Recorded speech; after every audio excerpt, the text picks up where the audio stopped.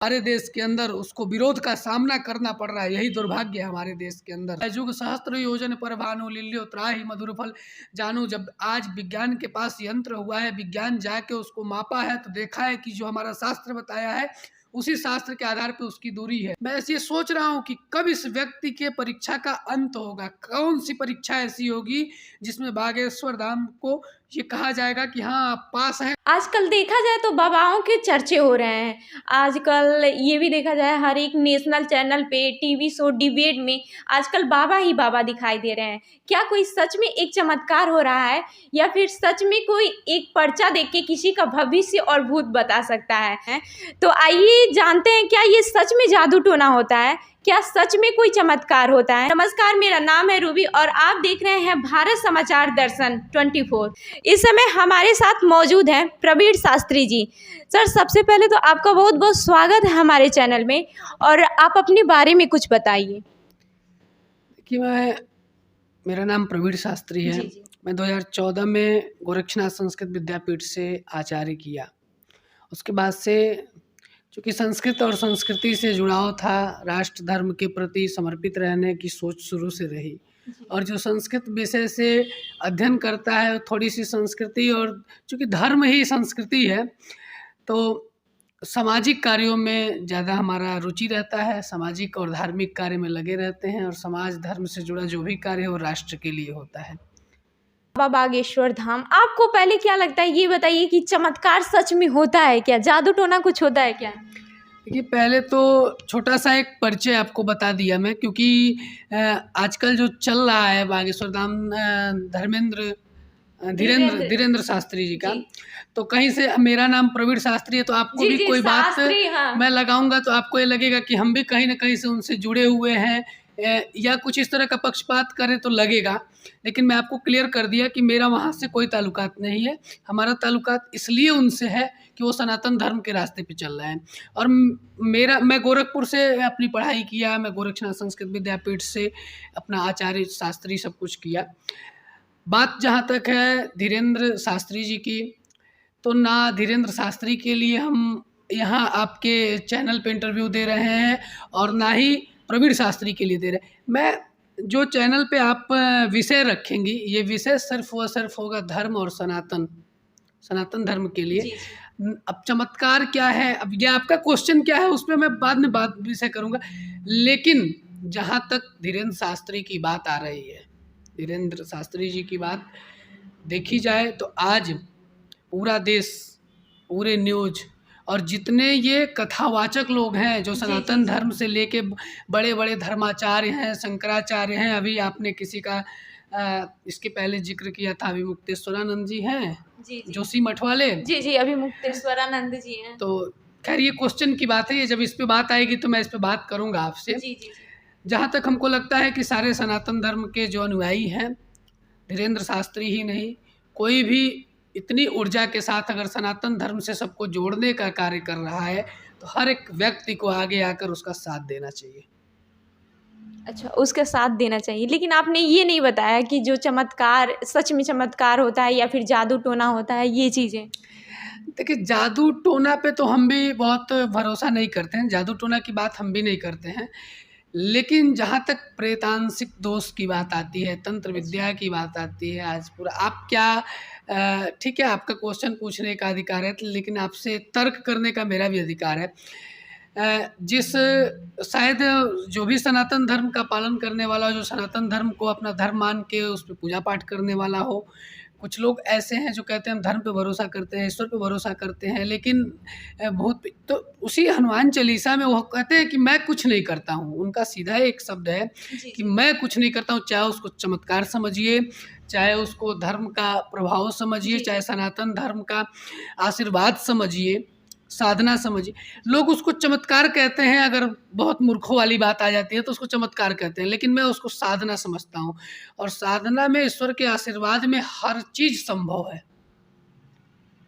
क्योंकि वही हनुमान चालीसा, अगर हम हनुमान जी को आप भी मानती होंगी, ईश्वर को मानती है ना जी। चमत्कार को मानिए या न मानिए, ईश्वर को मानती हैं, तो सब मानते हैं। सनातन धर्म को सब मानते हैं, शास्त्र को मानते हैं, चमत्कार और भूत तो ना इसकी बात किनारे कर दीजिए, किसी को भरोसा है किसी को नहीं है, मैं भी इस पे भरोसा नहीं करता हूँ चमत्कार और जादू टोना पे।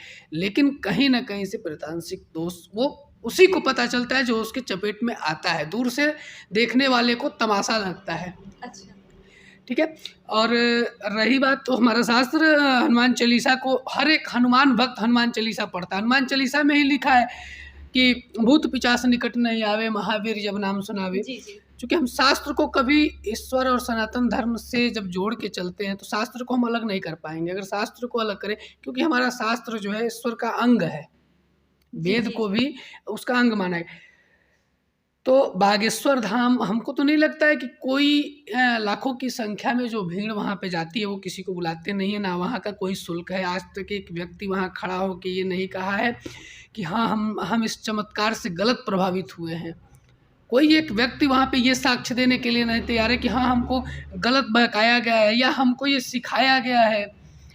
और अभी आप एक चर्चे में बहुत किसका कोई लेडीज एक हैं जो माइंड रीडिंग करती हैं, सुहानी शाह। सुहानी सुहानी जी का नाम आ रहा है। ठीक है, मैं जी, जी, उनका जी। भी हाँ। स्वागत इसलिए करता हूँ कि माइंड रीडिंग या अपने अध्ययन अध्यापन में कोई भी अगर सफल होता है ना तो उसके पीछे माँ सरस्वती की असीम कृपा होती है, ईश्वर की असीम कृपा होती है। जी। उससे किसी को हटाया नहीं जा सकता। हमारे अंदर आत्मा है, हम कहते हैं ना कि ईश्वर कहीं नहीं है। अगर बहुत लोग थोड़ा सा अहंकार में बोलते हैं तो ये कहते हैं ईश्वर कहीं नहीं है, हमारे में और आपके अंदर है, जीवों जी, में जी, है। जी। तो उसी में से एक जीव मान लीजिए बागेश्वर धाम जी को, उसी में से एक दिव्य जीव मान लीजिए ना, दिव्यात्मा जिसको बोला जाता है, उनको मान लीजिए। वो एक दिव्य जीव, एक साधक है।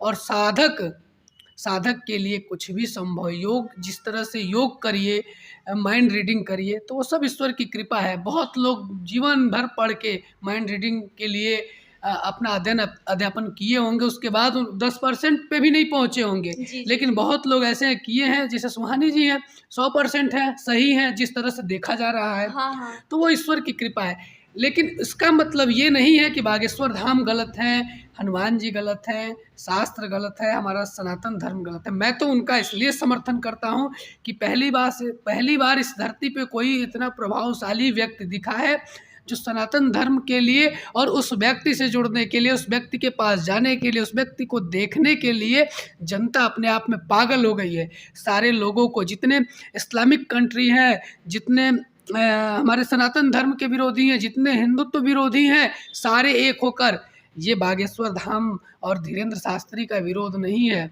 मैं आपको बताऊं रूबी जी, बहुत बड़ी साजिश अभी क्योंकि आज आप सोशल नेटवर्क खोलिए, उस पर जी, सारा जी, का जी। सारा हर एक दूसरा पोस्ट आपको, हर एक दूसरा जी। न्यूज आपको केवल बागेश्वर धाम और धीरेन्द्र शास्त्री, इनको घेरने के पीछे हाँ, तमाम टीवी शो पे भी वही डिबेट चल रहा है। इनको अब इसमें देखिए लोग इस तरीके से इनको घेरे। किसी व्यक्ति को आप एकदम बहुत ज़्यादा प्रेशर में, ईश्वर के बीच में ही राक्षस रहा करते थे, वो अलग से नहीं आते थे, उनके बीच में ही रहते थे, उपद्रव किया करते थे।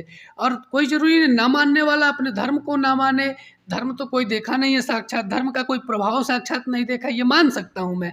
कोई सनातन धर्म के प्रभाव को ना देखा हो, हनुमान जी के प्रभाव को ना देखा हो, ये मैं मान सकता हूँ। जी। लेकिन आप भी समाज को देख रही हैं, आप देख रही होंगी कि इस धरती पे कलयुग में ऐसे मानव पड़े हुए हैं। अभी मानव का भी, उसका नाम शायद मानव ही है जो चैलेंज किया हुआ है, कुछ उसके आगे मानव, श्याम मानव, उसको आदि मानव कह दीजिए। जिस तरीके से वो विरोध कर रहा है और बुलाया जा रहा है तो वो पहुंच भी नहीं रहा है। मैं कह रहा था कि इंसानियत, हाँ, जी। तो मानव धर्म हमारा सबसे, सनातन धर्म हो चाहे इस्लाम धर्म, कोई धर्म हो, ईसाई धर्म, सबसे पहले हमारे धर्म को प्राथमिकता दी गई है। हमारे अंदर मानव धर्म होनी चाहिए, और मानव धर्म अगर हमारे अंदर है तो सभी धर्म का हम सम्मान करते हैं। आज के डेट में बागेश्वर धाम जी अपने देश के हिंदुओं को, अपने सनातनियों को, ये देश, ये कोई चैनल, पालघर में अभी संतों के साथ इतनी बड़ी घटना हुई थी, संत को बेरहमी से मार दिया गया था। कुछ चैनल ऐसे हैं जो दिखाएंगे, जिनको पारदर्शिता पूर्वक समाज को दिखाना है हर एक चीज, कहना नहीं चाहिए। आज का जो न्यूज है ना, वो छपने पहले क्या है कि अखबार छपता था उसके बाद बिकता था, अब बिक जा रहा है तब छप रहा है कि क्या छापना है। दुर्भाग्य हमारे देश का कि एक व्यक्ति पूरा त्याग कर कर, वो कुछ मांग नहीं रहा है आपसे, ना वो ये कह रहा है कि आप आइए, उसका त्याग सिर्फ एक है कि सभी सनातन हुई है। और जो आप अभी आप, मुझे लगता है कि आपके क्वेश्चन का मुझे जवाब देना चाहिए, क्योंकि इस धरती पे हमें लगता है कि कुछ ऐसे इंसान हैं जो अपने माँ बाप की कोख से पैदा होने के बाद अपने माँ बाप को ही नहीं मानते हैं, तो वो जी, जी, सनातन जी। धर्म को कैसे मानेंगे, धीरेन्द्र शास्त्री को कैसे मानेंगे, ईश्वर को कैसे मानेंगे, और उनसे अगर हम उम्मीद करते हैं तो उसमें हम मूर्ख हैं। आप मानते हैं ना मैं तो किसको, धीरेन्द्र शास्त्री को? मैं धीरेन्द्र शास्त्री को इसलिए मानता हूँ जी, जी। कि धीरेन्द्र शास्त्री हमारे शास्त्र के अनुसार जिस तरह से धर्म को लेकर आगे चला जाता है, जिस कुछ नहीं तो दिन भर में हमको लगता है कि कई 100 बार जी। बजरंगबली का जयकारा लगता है, सनातन धर्म का जयकारा लगता है, और उनके इष्ट जो है सन्यासी बाबा, उनका जयकारा लगता है, ब्रह्मदेव का जयकारा लगता है। तो मैं उनको इसलिए मैं उनको मानता, इसलिए नहीं मानता हूँ कि वो चमत्कार दिखाते, इसलिए नहीं मानता हूँ कि लोगों को बुला के उनका पर्चा लगा के उनको दिखा देते। ये कौन सा उनके पास साधना है, कौन सा चमत्कार, ये वो जाने।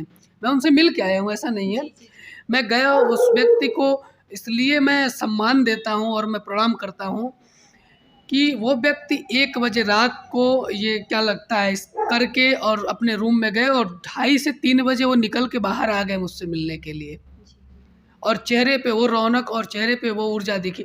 तो हम वास्तव में मानिए तो उन्हीं के अंदर जिस दिव्य पुरुष के पास आपको ईश्वर का दर्शन, आपको एनर्जी मिलती हो, आपको ऊर्जा मिलती हो, वही आपके लिए ईश्वर है। जैसा कि अगर आप मानते हैं जैसे धीरेन्द्र शास्त्री को, तो ये बताइए कि स्वामी अभिमुक्तेश्वर नंद ये कह रहे हैं कि अगर उनमें इतना ही चमत्कार है, इतना ही शक्ति है, तो वहाँ पे जो धरती फट रही है क्यों नहीं उसको सही कर दे रही हैं? या फिर जो धर्मांतर हो रहा है उसके बारे में क्या कह रहे हैं?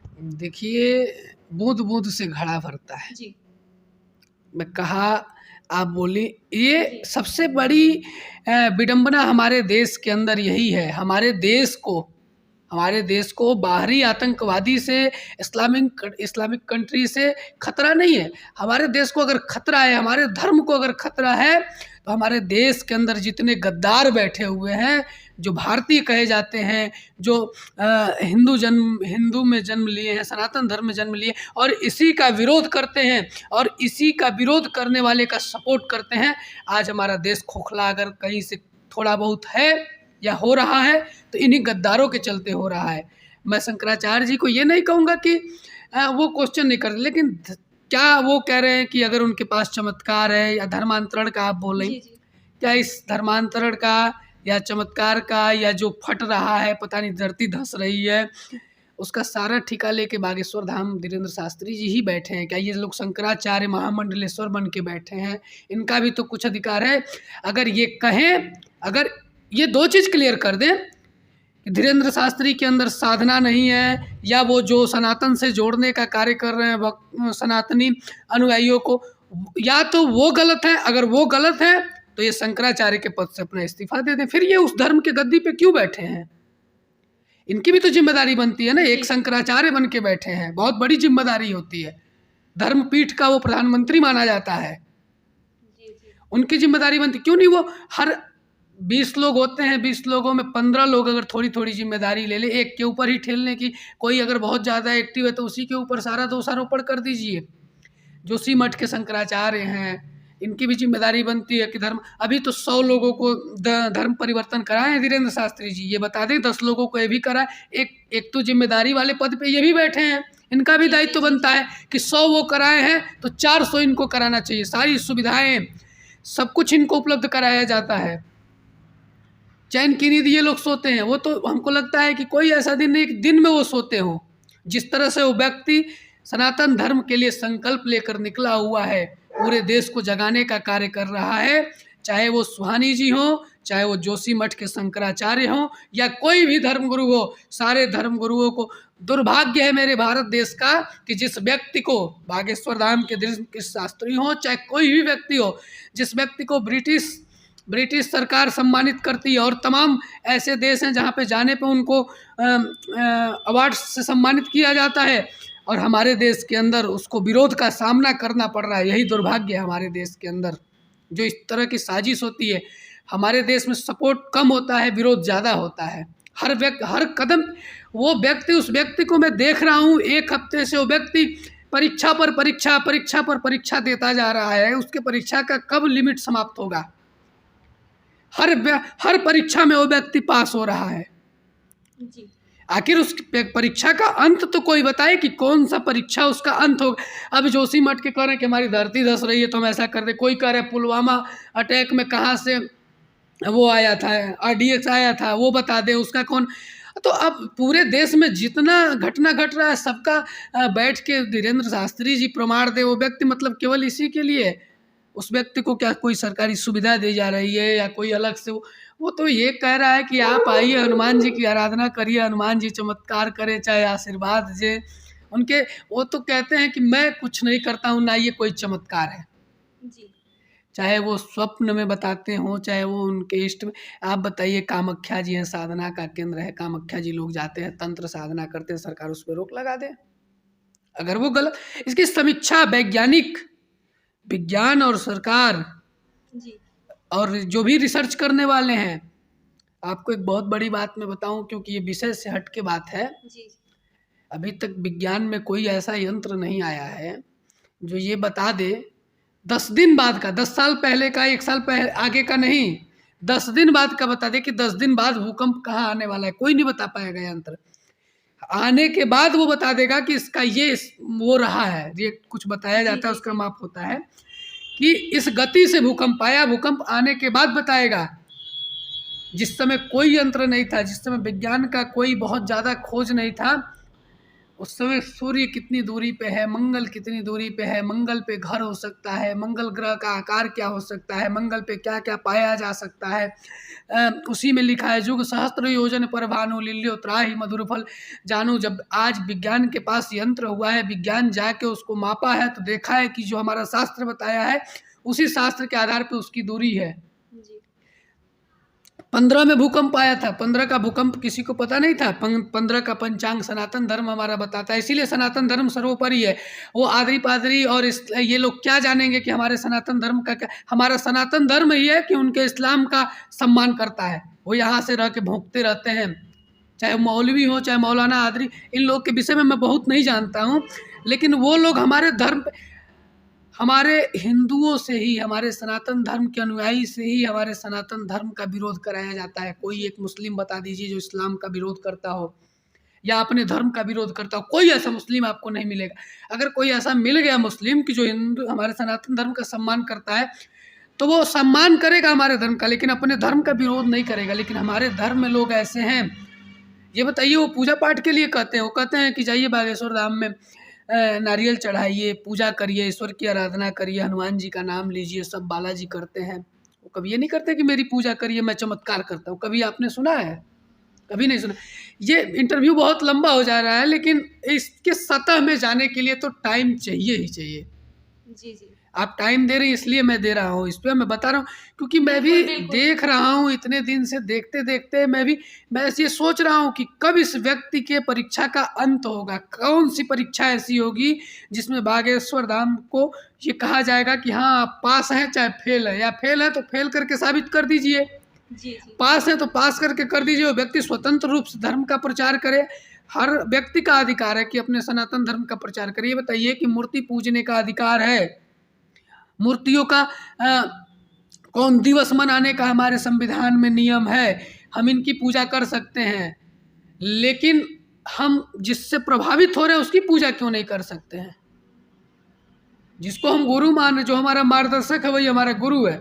और कभी हमारा शास्त्र ये नहीं कहा है कि गुरु किसी जाति का होता है, नहीं। शास्त्र ये कहा है कि गुरु को पूजो, मात पिता गुरु नावहि माता, माता पिता की पूजा करिए और गुरु की पूजा। वो गुरु आपको शिक्षा दिया है। गुरु का मतलब सिर्फ ये नहीं कि जो संस्था में है, जो मंदिर में है, या जो धोती कुर्ता चंदन, वही गुरु नहीं होते। जो आपको ज्ञान दिया वो आपका गुरु है, चाहे वो किसी भी जाति मजहब का हो। आपके स्कूल में अध्ययन अध्यापन का काम कराने वाला गुरु होता है, वो किसी भी जाति, उसको आप पूजिए, क्योंकि आपके जीवन के अंधकार को किनारे करके वो आपके जीवन में प्रकाश लाने का कार्य करता है। इसलिए गुरु की पूजा करनी चाहिए। और गुरु का कोई जाति नहीं होता है, संतों का कोई जाति नहीं होता है। जी जोशी ये बताइए कि आखिर में जो धीरेन्द्र शास्त्री हैं, उनके पास ये सिद्धियाँ आई कहाँ से? वो तो कहते हैं कि हमारे सन्यासी बाबा जो हमारे इष्ट हैं, पूर्वज हैं, उनका आशीर्वाद है, वो हमें ऐसा अच्छा। देते हैं, उनकी साधना है। वो सीधा-सीधा एक ही चीज़ कहते हैं कि ये साधना है और साधना का आशीर्वाद है। जो कुछ बताते हैं, हनुमान जी की कृपा से वही बताते हैं, क्योंकि हनुमान जी के वो साधक रहे हैं और उन्हीं के साधना पे ये चलते हैं, उन्हीं की सिद्धि इनको प्राप्त है। ये बताइए, एक पत्रकार है और उनके पैर छू रहा है, तो ये कहाँ तक सही है और कहाँ तक गलत है, इस पे बताइए? देखिए, पत्रकार हैं, पहले पत्रकार हैं और वहाँ जा रहे हैं, गुरु के पास जा रहे हैं, व्यासपीठ पे जा रहे हैं, ठीक है? तो वो तो पर्सनली मतलब पैर छू सकते हैं। हाँ, पर्सनली ये उनका संस्कार है। लेकिन ये अगर ऐसे कोई छू रहा है तो फिर?